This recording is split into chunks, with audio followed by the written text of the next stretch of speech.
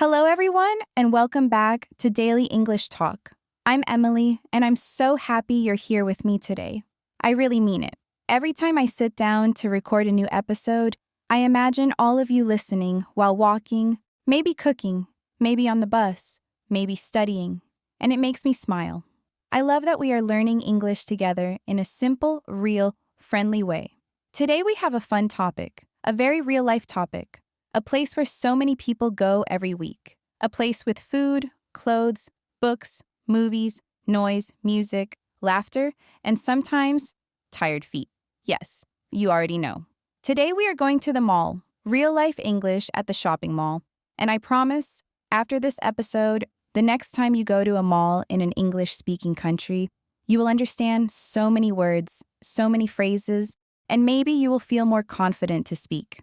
So let's imagine that I, Emily, am taking you with me, you and me, together, walking inside the mall. And as we walk, I will tell you everything in simple, natural English, just like I would talk with a friend.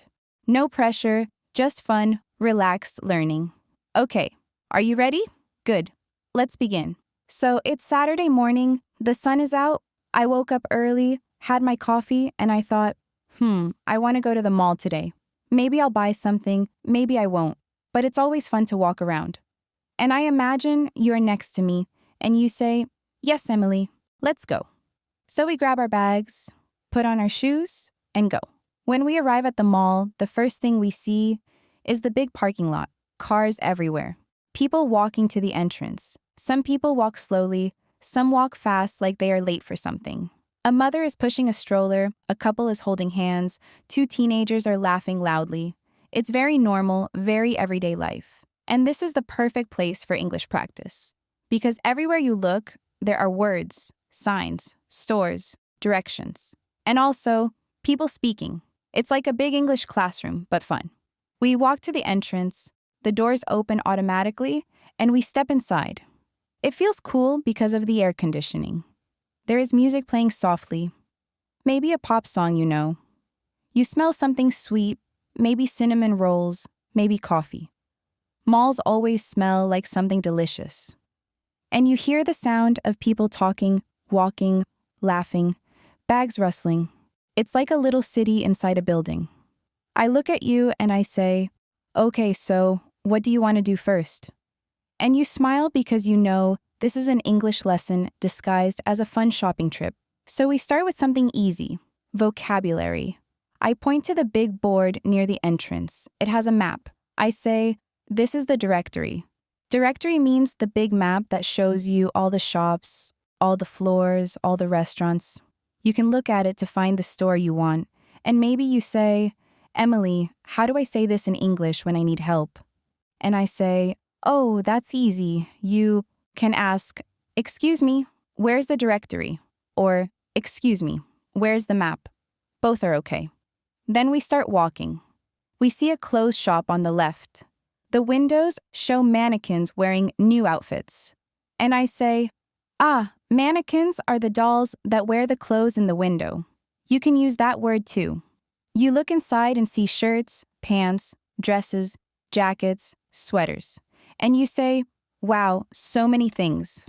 And I say, "Yes, this is a clothing store, and these are clothes." Today we will use a lot of clothes vocabulary. We enter the store. It's bright, organized, and there is music playing a little louder than in the hallway. A worker says, "Hi, welcome in." And maybe you feel shy, but I whisper to you, "Just smile. You don't need to say anything if you're shy.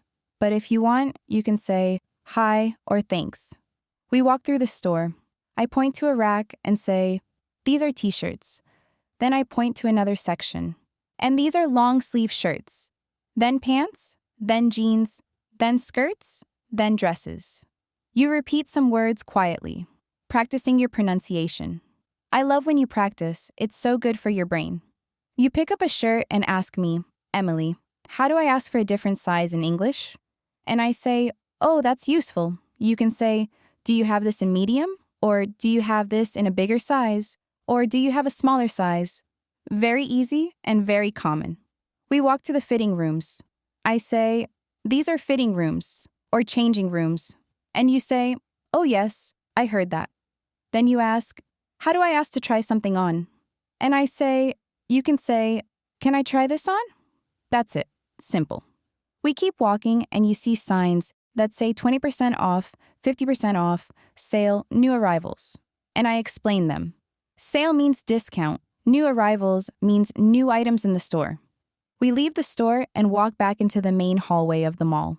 There are people everywhere. A group of teenagers walking together, a man on the phone, a girl holding a smoothie, a woman looking at her watch like she's late for something. We walk past a shoe store. You see sneakers, boots, sandals, high heels, flip-flops. I say, sneakers are for sports, boots for winter, sandals for summer, flip-flops for the beach. You nod. Then we walk past a jewelry store, a bookstore, a toy store, and every store is an opportunity for new English words. After a while, we start getting hungry, and I say, okay, it's time. Let's go to the food court. And you smile because you already know that word. Food court. A big area with many small restaurants and many tables. It's noisy, but in a good way. People eating, kids running, someone carrying a tray with burgers and fries. We smell pizza again. And something with garlic. And something sweet like donuts. We walk around looking at the menus, and I say, menu means the list of food. And to order means to ask for food. And you say, yes, I remember that. I say, good job. We decide to get something simple. Maybe pizza, maybe noodles, maybe a sandwich. And I show you how to order. You can say, hi, can I get one slice of pizza, please? Or, can I get a bowl of noodles? Or, can I get a chicken sandwich? Very easy. We pick a table, we sit down, we eat, and we talk. About food, about people, about English, about how you're doing amazing and maybe you don't even realize it. After eating, we decide to walk again. But now we walk slower because we are full and relaxed. We go to the bookstore. The bookstore is quiet. It feels different from the rest of the mall. We look at books and I show you simple phrases like bestsellers, new fiction, nonfiction, self-help, cookbooks. We look at magazines. We walk to the children's book section. I show you how children's books are great for English learners because the language is simple. Then we leave the bookstore and walk again. You say, Emily, I need the bathroom. And I laugh softly because everyone always needs to know this phrase in English. So I say, okay, here's how you ask. Excuse me, where's the bathroom? Or excuse me, where is the restroom? Both are polite and correct. And you practice it with me. And I'm proud of you. We find the bathroom. Then we keep walking. Maybe we go to the cinema. Maybe we buy popcorn. Maybe we watch a funny movie. Maybe you learn words like ticket, seat, screen, trailer, popcorn, soda. And that's just the beginning of our mall trip. There is still so much to talk about. Returning items, customer service, escalators, elevators, directions, conversations with workers, asking for help, buying gifts, comparing prices, and more real-life English. So we continue walking through the mall, just you and me, talking, learning, watching people, listening to English everywhere. I love moments like this because it feels natural, not like a class, not like a test. Just real life, real English, real conversation. And I know you learn best when you feel relaxed and interested. That's why the mall is such a great place for English practice. Everything around you is useful. We walk past the escalator. I point to it and say, this is an escalator. It slowly moves people up or down. And you laugh a little because the word escalator sounds funny when you repeat it many times. Then we walk past the elevator. This is the elevator, I say. It goes up and down inside a closed box. And I show you signs you might see. Up, down. Level 1. Level 2. Level 3. Restrooms. Food court, exit, entrance. Customer service. You read each sign and repeat the words softly. You're doing great. We walk to a big electronics store. It's bright and busy. There are phones, headphones, laptops, screens everywhere. Workers in blue shirts, helping customers. You look around and say, wow, this place is huge. And I say, yes. Electronic stores are always bright and loud, but they're fun. I show you useful phrases. How much is this? Do you have this in stock? Can you help me? I'm just looking, thank you. You pick up a pair of headphones and ask me, Emily, how do I ask about the price politely? And I say, good question. You can say, excuse me, how much is this? Or, what's the price on this one? Or, do you know the price of these headphones? All very natural. And you repeat them until you feel comfortable. A worker walks by and smiles. And I whisper to you, see? People are usually friendly. Don't be afraid to ask questions. You smile back at the worker, just a little, and that's enough. We leave the electronics store and go to another part of the mall. This section has a toy store. And I know you might not need toy vocabulary every day, but it's fun. Inside, there are plush animals, board games, action figures, puzzles, Legos, dolls. A little boy is looking at a big box of building blocks with huge eyes, like it's the best thing he's ever seen. And I say, see? This is joy, pure joy. And you smile because it's true. We keep walking. We see a perfume store. I say, this is a fragrance store. People buy perfume, cologne, body spray. And you learn words like scent, tester, bottle, fragrance. Then we walk past a makeup store. It smells like fresh vanilla and soft flowers. I explain words like foundation, lipstick, eyeliner, nail polish. Even if you don't buy makeup, it's useful to know the vocabulary. Then we pass a small kiosk. A kiosk is a tiny stand in the hallway. They sell phone cases, jewelry, sunglasses. A man says, hello, want to look? And I say, kiosks are small, but they're everywhere. And the workers often talk to you. You feel a bit shy, but it's okay. Learning is a process. You don't need to respond if you're not ready. We walk again, and now we talk about people. Because people are a big part of real-life English. I show you how to describe what you see. There is a tall man wearing a red jacket. There is a girl with blonde hair carrying a big shopping bag. There is a couple holding hands.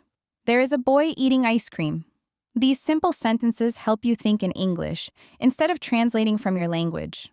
Then I ask you, how would you describe that person over there? And you try. Maybe you say, there is a woman with a black coat and she has a coffee. And I say, perfect, natural, simple, good job. And I can see your confidence growing a little.